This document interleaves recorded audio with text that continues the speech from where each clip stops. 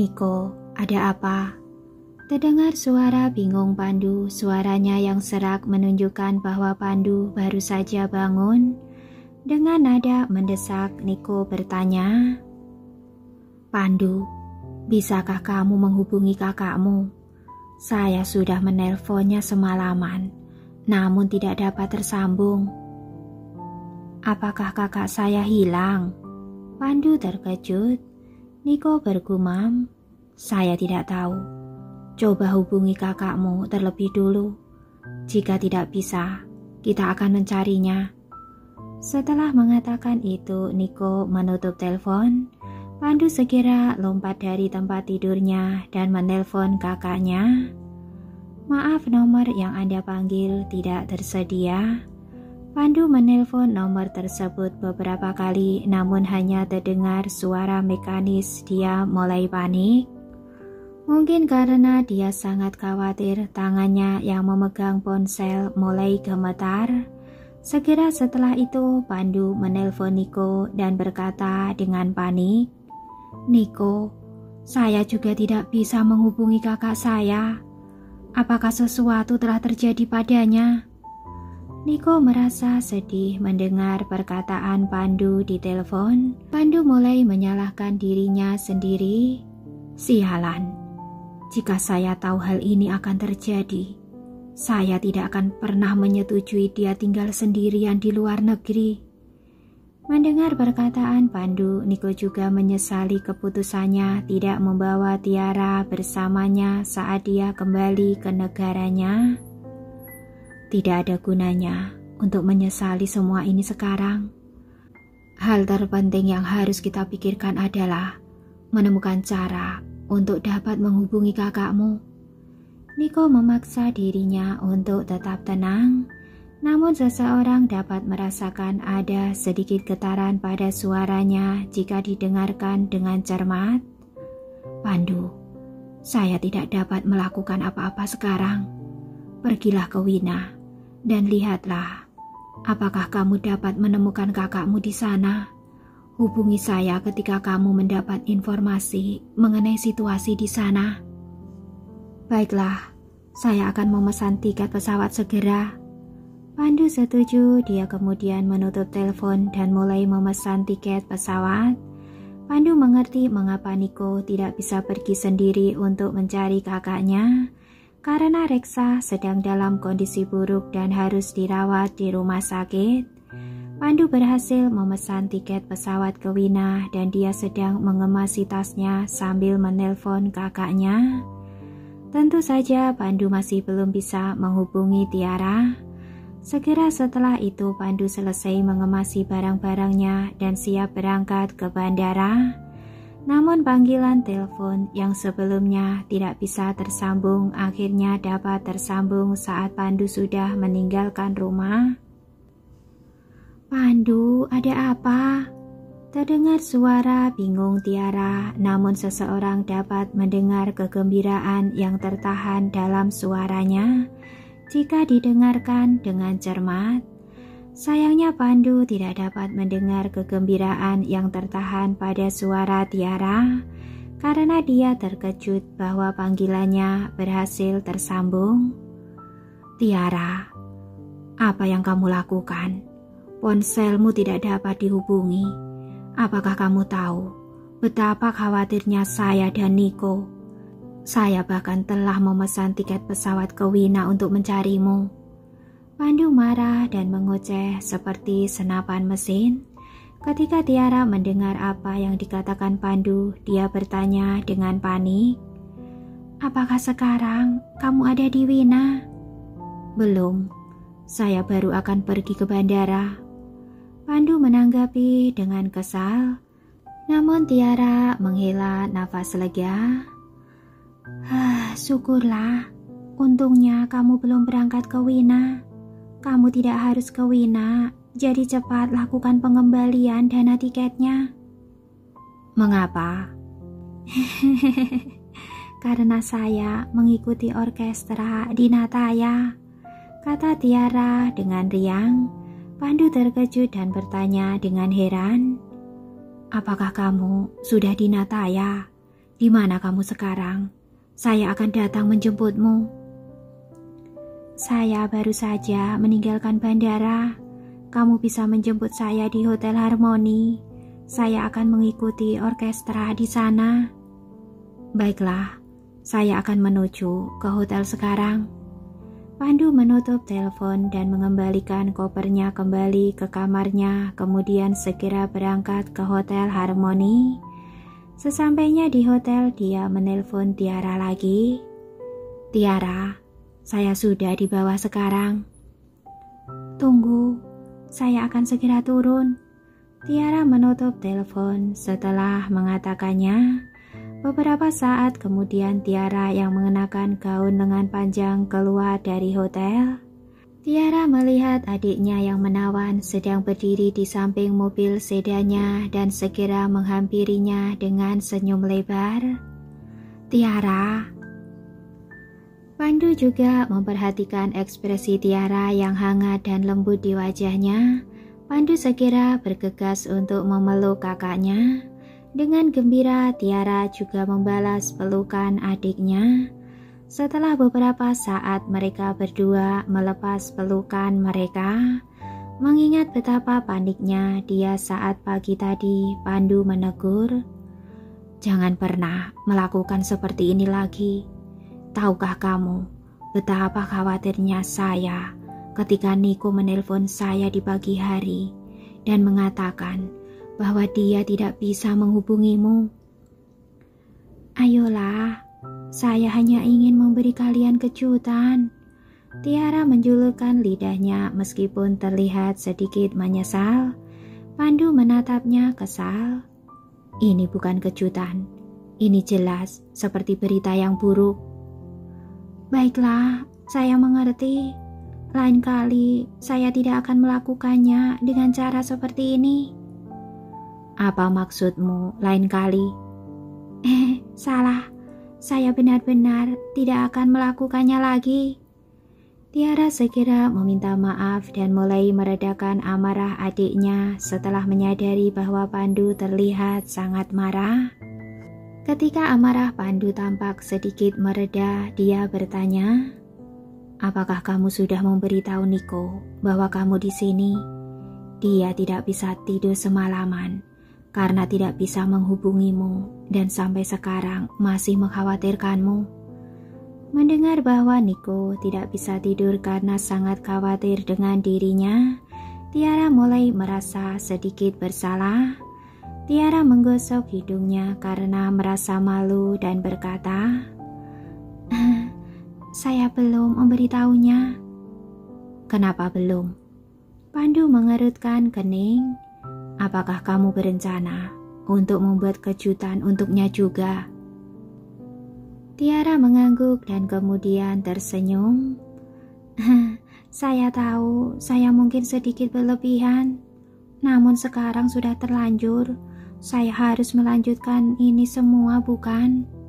Entah bagaimana Pandu dibujuk oleh kakaknya untuk bekerja sama membuat kejutan untuk Niko. Di kantor presidir perusahaan Samuel, Niko sangat emosi. Dia sangat terganggu oleh rasa khawatirnya pada Tiara, sehingga dia tidak bisa menyelesaikan apapun. "Jika saja tidak ada masalah, saya akan segera terbang ke kota Wina. Seharusnya sekarang Pandu sudah di pesawat, bukan?" Niko menatap langit biru di luar jendela. Pikirannya perlahan melayang semakin jauh. Beberapa saat kemudian interkom di mejanya berdering. Niko menjawab interkom tersebut dan menemukan bahwa Bima yang menelponnya. "Pak Niko, Pandu ada di sini untuk menemui Anda." "Bukankah dia seharusnya sekarang berada di pesawat? Kenapa dia di sini?" Meskipun Niko terkejut, namun dia tetap menyetujui pertemuan tersebut. Di lantai bawah, Pandu memimpin Tiara yang berpakaian seperti sekretarisnya ke grup Samuel. Karena ini merupakan pertama kalinya Tiara berkunjung ke grup Samuel, dia diliputi rasa ingin tahu saat melihat sekeliling sambil menghela nafas tanpa henti. Seperti yang diharapkan oleh perusahaan nomor 1 di negara ini, tema hitam dan putih pada desain interiornya memberikan kesan yang mewah. Bahkan resepsionisnya terlihat profesional dan kompeten. Hal tersebut pasti akan membuat orang merasa nyaman dengan penampilan resepsionis tersebut. Begitu kakak beradik tersebut masuk ke lift, tatapan mata Pandu menunjukkan perasaan pasrah saat melirik kakaknya yang penuh dengan kegembiraan. Namun Pandu tidak bisa menahan tawa ketika memikirkan apa yang akan terjadi selanjutnya. Saya rasa Niko mungkin akan terkena serangan jantung saat dia melihatmu. Tidak akan, dia pasti akan bahagia, jawab Tiara dengan sepenuh hati sambil memperbaiki penampilannya dan bercermin di lift. Pandu, lihatlah, apakah riasan saya baik-baik saja? Tiara merapikan pakaian dan rambutnya, kemudian berbalik menghadap Pandu untuk memeriksa penampilannya. Sesuai permintaan kakaknya, Pandu memeriksa penampilan kakaknya yang sedikit gugup dari atas ke bawah. Pandu mengatakan bahwa Tiara adalah sekretarisnya sehingga Tiara diizinkan masuk ke grup Samuel. Namun Tiara tetap mengenakan pakaiannya yang seperti biasa. Tiara mengenakan gaun lengan panjang berwarna biru langit yang memperlihatkan kakinya yang jenjang dan mengenakan sepasang sepatu hak tinggi 7 cm. Pakaiannya memancarkan aura feminim namun tetap elegan. Dia benar-benar sangat menarik dipandang. Riasanmu baik-baik saja, jawab Pandu setelah mengalihkan perhatiannya ke pintu lift. Dia kemudian bercanda, bahkan jika riasanmu bermasalah, saya yakin Niko akan menyelesaikan masalahnya. Mendengarkan apa yang dikatakan adiknya, Tiara tersipu dan pipinya memerah. Sepertinya kamu ingin berkelahi dengan menggoda kakakmu seperti itu. Tiara berpura-pura kesal dan meninju bahunya pelan. Pandu meminta maaf sambil tertawa terbahak-bahak. Ketika Pandu menyadari bahwa mereka akan sampai di lantai teratas, dia berkata, saya beritahukan padamu, saya hanya akan mengantarmu sampai di luar pintu ruang kantor Niko. Baiklah, Tiara mengangguk. Tiara tahu bahwa adiknya ingin dirinya menghabiskan waktu berdua bersama Niko. Dengan bunyi lift yang menandakan bahwa mereka telah tiba di lantai tujuan, pintu lift terbuka. Tiara mengikuti Pandu keluar dari lift dan melihat Bima sedang menunggu kedatangan mereka. Pak Bima, sudah lama kita tidak bertemu. Tiara menyapanya dengan lirih. Dengan tatapan kosongnya pada Tiara, Bima bertanya dengan heran, Nona Tiara, kapan Anda kembali ke sini? Shh. Tiara segera memberi isyarat agar Bima diam saat dia berbicara dengan sedikit keras. Tiara melirik ke ruang kantor di belakang Bima dan kemudian berbisik, saya baru saja tiba pagi ini. Saya berencana membuat kejutan untuk Niko. Walaupun masih terkejut, Bima segera memahami niat Tiara. Sambil tersenyum, Bima berkata, jika begitu, maka cepatlah masuk. Pak Niko sangat khawatir karena tidak dapat menghubungi Anda tadi malam. Dia bahkan tidak dapat menyelesaikan pekerjaan apapun hari ini. Tiara tersipu malu sambil menggosok hidungnya tanpa menunda lagi. Tiara berjalan menuju ruang kantor dan mendapati bahwa pintu kantor sedikit terbuka. Tiara mencengkeram ganggang pintu dengan kedua tangannya dengan sedikit rasa senang. Setelah menarik nafas dalam-dalam, Tiara mendorong pintu terbuka dan masuk ke ruang kantor. Di ruang kantor, Niko sudah menunggu kedatangan Pandu. Setelah mendengar pintu terbuka, Niko berbalik dan berkata, "Pandu, apa yang terjadi? Bukankah seharusnya kamu sedang dalam penerbangan ke Wina? Apakah sesuatu terjadi pada kakakmu?"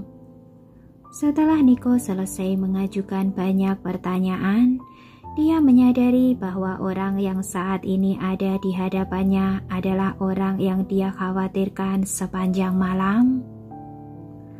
Tiara yang mengenakan pakaian dress berwarna biru langit yang menonjolkan sosok cantiknya terlihat ramping dan anggun saat berdiri di depan pintu masuk ruang kantor. "Tiara!" Niko berteriak kaget. Tiara senang dengan reaksi Niko dan membuka lengannya dengan riang. "Kejutan!" Tiara kemudian bergegas memeluk Niko. Sambil memeluknya, Tiara mengangkat kepalanya dan tersenyum pada Niko. "Apakah kamu terkejut?" Untuk sesaat Niko masih terkejut dengan apa yang ada di hadapannya, namun dia berhasil menenangkan diri. Setelah beberapa saat, Niko bertanya dengan tatapan serius, "Apa yang terjadi?" Tiara menjulurkan lidahnya lalu menjelaskan dengan malu-malu, "Bukankah saya sudah memberitahumu sebelumnya bahwa pertunjukan orkestra rencana akan diadakan di negara ini?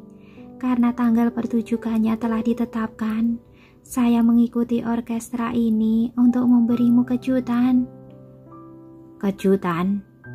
Dengan tatapan matanya yang suram menatap Tiara, dia berpura-pura marah. Ini seperti ledakan bom daripada kejutan. Sebenarnya Niko sangat senang dengan fakta bahwa Tiara ada di sini, namun dia ingin memberi Tiara pelajaran karena telah membuatnya khawatir dari tadi malam sampai sekarang. Tentu saja Tiara tidak menyadari niat Niko. Tiara berpikir bahwa Niko sangat marah, itulah sebabnya dia segera tersenyum dan bertindak genit untuk meredakan amarah Niko. "Baiklah, jangan marah. Saya tahu saya tidak benar-benar memikirkan semuanya sebelum bertindak. Tapi kamu harus mengakui bahwa niat saya baik, bukan?" Ekspresi Niko tetap tegas, dia sengaja diam. Tiara bersikeras menguncang lengan Niko. "Saya belajar darimu tahu. Bukankah kamu juga pergi ke Wina tanpa memberitahukan saya sebelumnya?" "Bagaimana bisa sama?" Niko melirik Tiara dengan tidak senang. Dia adalah seorang pria dan didampingi oleh asistennya. Berbeda dengan Tiara, tidak ada orang lain yang bisa dia andalkan selain dirinya sendiri. Memahami kekhawatiran Niko, Tiara tersenyum padanya. "Saya tahu kamu mengkhawatirkan saya, tapi tenang saja. Asal kamu tahu bahwa saya sangat peduli dengan hidup saya. Ditambah lagi, karena kamu memberi saya begitu banyak kejutan, saya juga ingin memberimu kejutan juga." Niko sangat tersentuh dengan perkataan Tiara sehingga ekspresi wajahnya yang datar mulai luluh.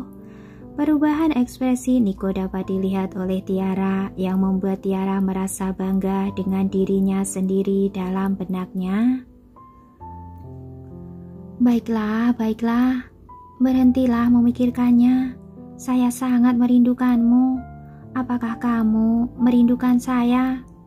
Mengatakan itu, Tiara berjinjit dan mengejutkannya dengan memberikan ciuman di bibir merah mudanya. Sensasi hangat tersebut membuat mata Niko berubah menjadi semakin gelap. Dengan tatapan matanya yang sedikit diturunkan, Niko menatap gadis di depannya dan segera menundukkan kepalanya dan membalas ciuman di bibir Tiara. "Saya juga merindukanmu."